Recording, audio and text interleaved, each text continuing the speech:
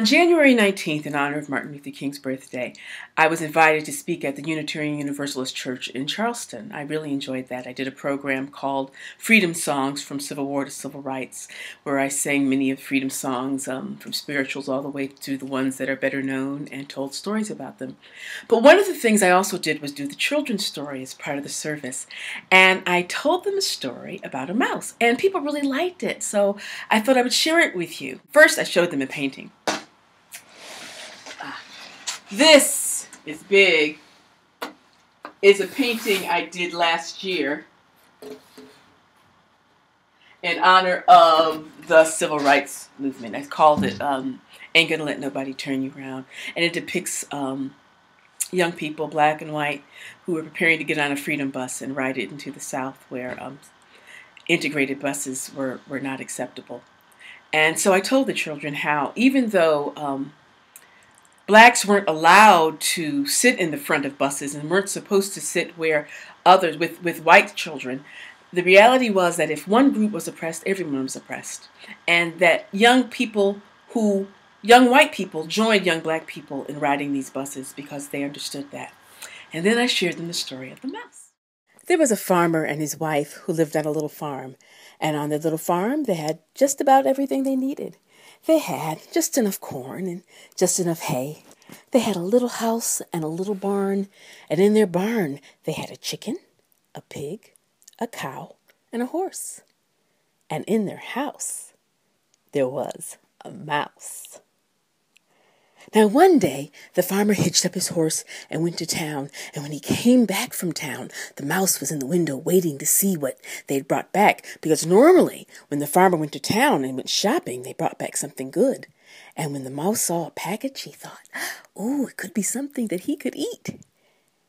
And the package came in the house, and he hid and watched while the farmer opened it up.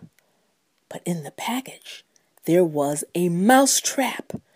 And the mouse said, oh no, it's a mouse trap. Oh no, it's a mouse trap. Oh no, it's a mouse trap. What shall I do? What shall I do? And the poor little mouse didn't know what to do. He was running around in circles, and finally he decided that he should warn everyone. So he ran down to the barn and he yelled, oh no, there's a mouse trap. Oh no, there's a mouse trap. And the chicken said, bah, bah. What's all the noise, mouse? There's a mouse trap, said the mouse. And the chicken said, bah. Sounds like you have a problem, but that's not my problem. And that chicken just flapped away. Oh, the poor mouse, he didn't know what to do, but he thought maybe he could warn the pig, and he saw the pig and said, oh no, there's a mouse trap. The farmer's brought in a mouse trap. And the pig said, oink, oink. Sounds like you've got a problem, mouse, oink, but it's not my problem. And off he went. The poor mouse. He saw the cow, and he said, Miss Cow, the farmer's got a mouse trap. It's a mouse trap. And the cow said, moo. I'm very sorry for you, mouse. It seems like you have a problem. I'm sorry, but I don't have a problem. Moo. And the poor mouse, oh, he was distraught, but nobody seemed to care. So the mouse went back sadly to the house and curled up in his little mouse hole, and darkness fell. Soon there was a snap sound in the kitchen. The farmer's wife heard it, and she jumped up. She thought, maybe we've caught that mouse. And she didn't even bother to put her shoes on. She went padding into the kitchen in the dark, and in the darkness accidentally stepped on the mouse trap. But there wasn't a mouse in the trap. A snake that had been slithering across the floor in the cool of the night had gotten its tail caught. And when he felt the farmer's wife step on it, he turned around and bit her because he was so scared. Well, the farmer's wife let out a yell.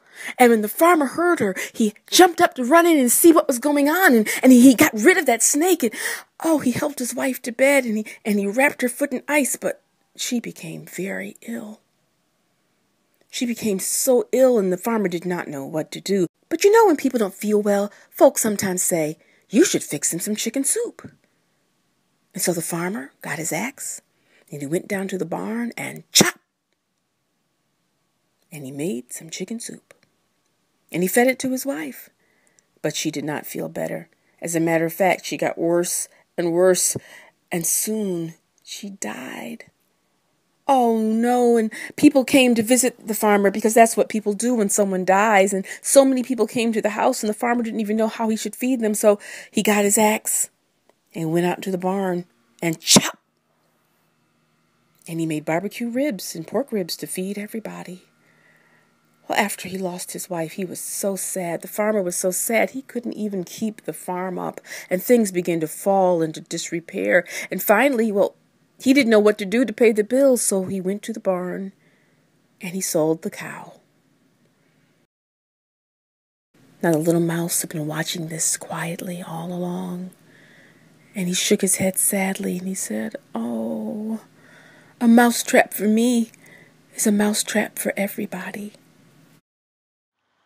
And so I told that story to the children at the church that day. And one little boy, he raised his hand. He was so cute. He was about 5. He said, "So, what I understand is because they didn't respect that mouse's problem, there was no one there for them with their problem." And I laughed because this kid was really sharp. And I said, "Yeah, I think you got it."